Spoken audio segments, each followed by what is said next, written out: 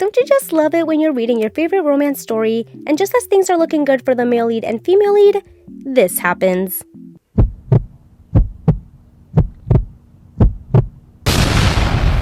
That's right, I'm the second lead who's also in love with you, and I'm here to confuse the reader on who to root for, because unlike the other guy, I don't have a traumatic backstory.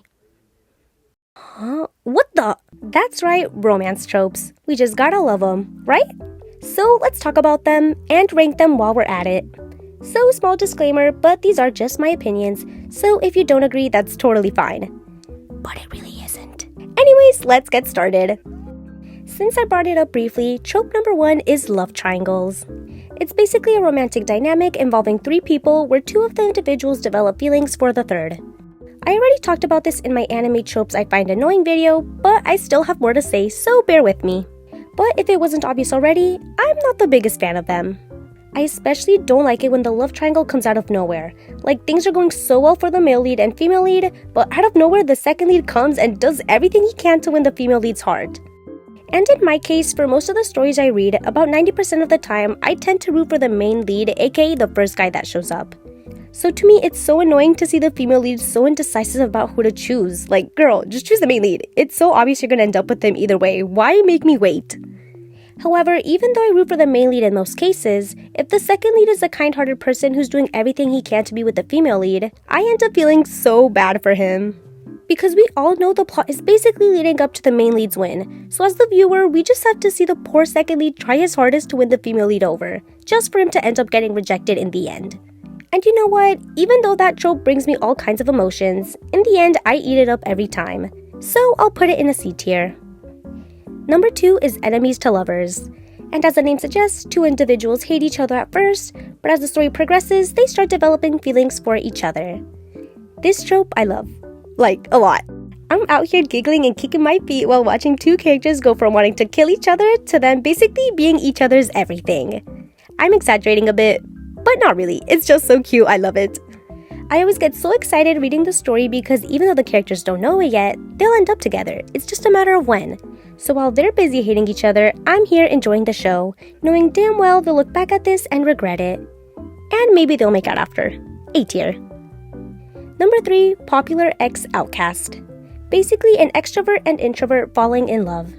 Whether it's the popular character who falls for the outcast first or vice versa, either way, I'm obsessed. I love seeing this dynamic because of how different each of their worlds are. One could be surrounded by so many friends and be able to talk with anyone, while the other just spends time to themselves and prefers not to talk to anyone.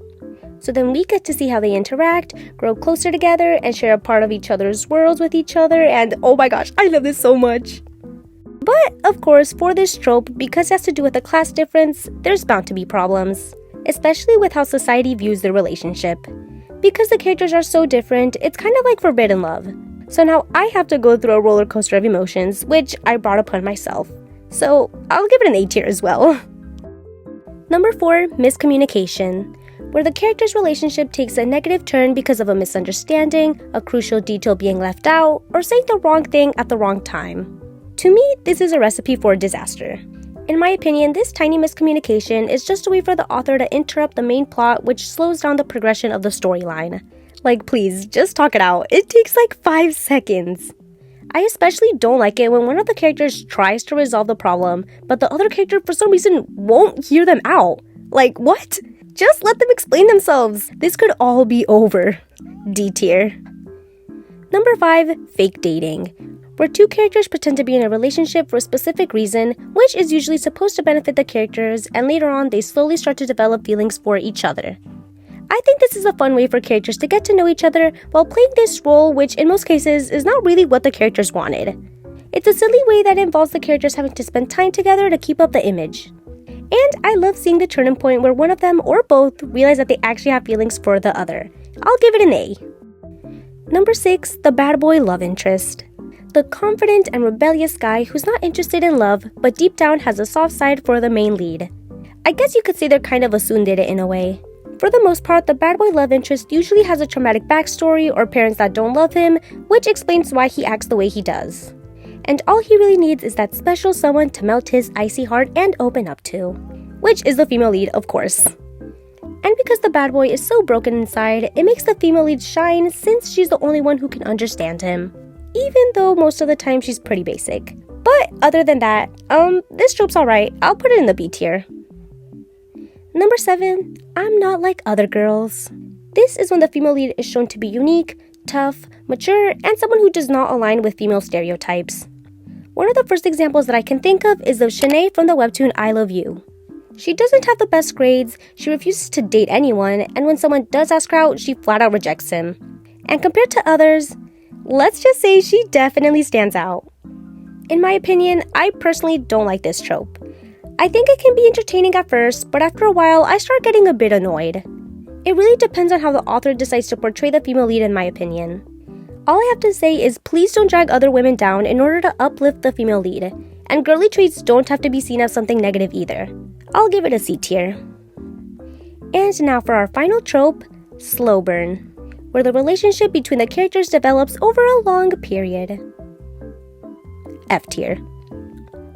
That's all the romance tropes I have for now. In all seriousness, for the slow burn trope, I honestly just don't have the patience to sit through all that. So that's just a me problem. But do I consume all of these tropes either way? Yes. Because as much as some of these may annoy me, they entertain me every time. And you know what? A story cannot exist without at least one of these tropes. So even if they may not all be my favorite, I love them all either way. To some degree. And like I said, these are just my personal rankings and opinions. So not everyone will agree with me, and that's cool. Let me know what you guys think about these tropes. I would love to make more of these kinds of videos, but instead of ranking tropes from other genres. But that's all I have for now. Until next time.